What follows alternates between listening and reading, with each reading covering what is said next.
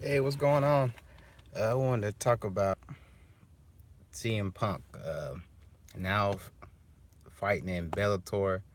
Could he do it? Could he not do it? I just want to, before we start talking about, before it even comes to the conclusion, no, CM Punk do not need to be fighting in Bellator. Um, so let's take a step back. I think if you know his history, CM Punk, about 15 years, he'd been fighting and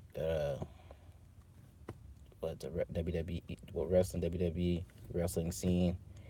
Um, Between I think 15 to 18 years, they made a name for himself to one of the biggest superstars in WWE wrestling, professional wrestling, and retired on top. And he took some time off. 2 years prior to fighting MMA, he um, trained in it. Edward Dufresne is one of the top standing coaches out there, kickboxing coaches, Muay Thai kickboxing coaches all times, and trained with him with a lot of top fighters, Anthony Pettis, Sergio Pettis, a lot of top fighters fight that train there. So he had some of the one of the best camps, one of the best coaches, and definitely some of the best trainers, partners to train with. So prior to his first fight, he fought. He 2 years prior to his first fight, he trained and then he fought Mickey York. Good stand up hands, good jiu jitsu guy, good back. He got a good back game, real good, real naked choke. And he lost in the first round, quick. I believe under 2 minutes, if I'm not mistaken. It was very quick. I mean, oh man, it was quick. Got him, hit him, took him down, got his neck. It was over. And it shows funny because my son he loves CM Punk wrestling and he thought he was gonna do a good job. And if you study MMA for any little bit of time, you know that training for MMA, and if you ever did any training, it's not easy and it takes time, and definitely fighting somebody at that level is unbelievable. And he got paid. I mean, $500,000 or just do that fight. I don't know what Mickey Rourke actually got. Nowhere close to that. And his name is so big, so I know he brought a lot of seats to the thing. I didn't watch and see how many people who subscribe to the pay per view, many viewers, but there's a lot of people was watching watching the fight, and it did not pan out to what people thought it was going to be. Just that simple. It did not pan out. I thought it was a terrible fight. Well, it was good seeing Mickey York fight, but seeing Punk, it was terrible. You can tell he did not know what he was doing. He trained for it.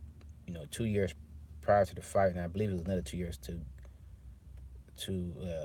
okay, excuse 2 years prior to signing with UFC, and 2 years training to get to the first fight, and it did not pan to what people thought it was going to be. It was terrible, and he needed a lot of help with his stand up. He said he was more of a jiu-jitsu guy. His jiu-jitsu pretty looked terrible. Um, it didn't even look average, you know. And for somebody who trained, professional wrestling for over almost 2 decades, I was a little surprised. I thought he'd be more athletic than what he was, but he's fighting a top level guy. I would have got submitted, too. But it's just I thought he'll do a better job. Okay, and then transitioning to his next fight with Mark Jackson, another fighter too. He fought Mickey York and got beat in the first round also. So we had two fighters who with the UFC just starting out. Okay, one guy with a way bigger name, CM Punk, who has millions of followers, maybe multi-million. Uh, that was wanting to see how he would do, more younger generation, and the fight was pretty bad, pretty awful. Real awful, actually. Dana White said Mark Jackson won't never fight again in the UFC. And there's been times he said that. He said that with Randy Couture. He said that with some other fighters too. Uh, Paul Daly, he said it, but I never seen Paul Daly fight again. He was right about that. So he had said it to some other fighters, and they fought again. So it was not necessary, guarantee that they won't fight again. But that fight was pretty. It was pretty bad. Real bad. And Mark Jackson could have took him out anytime. He could have took him out anytime. His stand was way better. And oh man, he started off, just his hands up, his kicks were awkward. It just didn't look right for somebody. And and like I said, he framed 2 years training going to the fight, his first fight, 2 years training. Okay, 2 years training to signing, 2 years training to his first fight, 2 years training to his second fight. Okay, so that's 6 years training in. I mean, he looked awful. Looked awful. A lot of training, and he looked very gassed. He looked better in shape than his first fight, though. He looked very, very gassed, and he definitely needs some help. You can tell he definitely needs some help. Um, they CM Punk. They said that was his last fight, and it should be. And I was wanted to say that it's bad. Mark Jackson could have took him out. He didn't.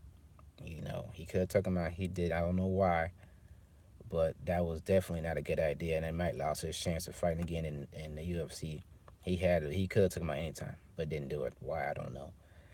And like I said, I do believe CM Punk is more of a jiu-jitsu guy, and he did have pretty decent jiu-jitsu. It was pretty decent, pretty good, not great, and he definitely wasn't like he was gonna submit him. He looked like he was very tired and very, very nervous. I mean, like I said, he fought and wrestling, millions, multi-millions of people watching and hundreds of thousands at a showing. So, but he still looked, very nervous.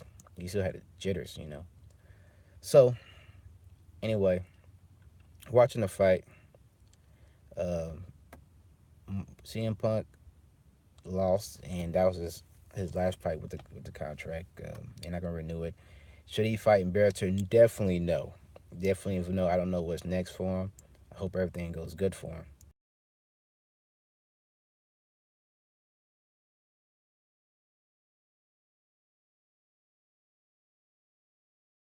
All right. You have a good one.